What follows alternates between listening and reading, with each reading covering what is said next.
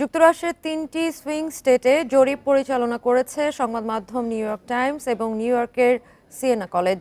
১ থেকে ২১ সেপ্টেম্বর পর্যন্ত Arizona, Georgia এবং নর্থ ক্যারোলাইনার ভোটাররা জরিপে অংশ নিয়েছেন। নতুন সমীক্ষায় কমলা হ্যারিসের চেয়ে ঢের এগিয়ে আছেন ডোনাল্ড ট্রাম্প। যুক্তরাষ্ট্রে প্রেসিডেন্ট নির্বাচন অনুষ্ঠিত হবে ৫ নভেম্বর। নির্বাচনকে ঘিরে প্রচারণায় ব্যস্ত প্রধান দুই প্রতিদ্বন্দ্বী কমলা হ্যারিস ও ডোনাল্ড ট্রাম্প। মার্কিন ভোটারদের জনমতের ভিত্তিতে প্রায় প্রতিদিনই চলছে নতুন জরিপ। প্রেসিডেন্ট নির্বাচনের ফল অনেকটা নির্ভর করে দেশটির সুইং স্টেটগুলোর ভোটারদের ওপর। ১ থেকে ২১ সেপ্টেম্বর পর্যন্ত ৩টি সুইং স্টেট নিয়ে নতুন জরিপ পরিচালনা করেছে নিউ ইয়র্ক টাইমস ও নিউ ইয়র্কের সিয়েনা কলেজ।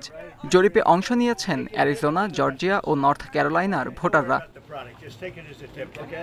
আগস্ট মাসের জরিপগুলোতে প্রতিপক্ষ ট্রাম্পের চেয়ে ৫ পয়েন্টে এগিয়ে ছিলেন ভাইস প্রেসিডেন্ট কমলা।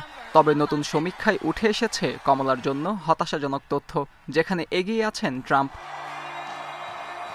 নিউ ইয়র্ক টাইমস ও সিয়েনা কলেজের জরিপে অংশ নেন অ্যারিজোনা অঙ্গরাজ্যের ৭১৩ জন ভোটার। অ্যারিজোনায় সাবেক প্রেসিডেন্টের পক্ষে জনমত ৫০%, আর কমলার পক্ষে ৪৫%। সুইং স্টেট হিসেবে পরিচিত অঙ্গরাজ্যটিতে বর্তমান ভাইস প্রেসিডেন্টের চেয়ে ৫ পয়েন্টে এগিয়ে সাবেক প্রেসিডেন্ট।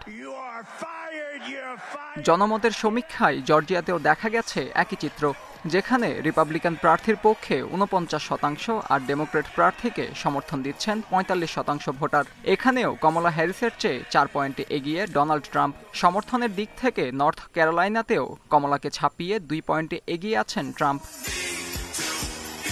মার্কিন প্রেসিডেন্ট হিসেবে কে বসবে হোয়াইট হাউসের ওভাল অফিসে তা অনেকটা নির্ভর করে যুক্তরাষ্ট্রের কয়েকটি সুইং স্টেটের ভোটারদের ওপর। আতজুর রহমান, ইন্ডিপেন্ডেন্ট নিউজ।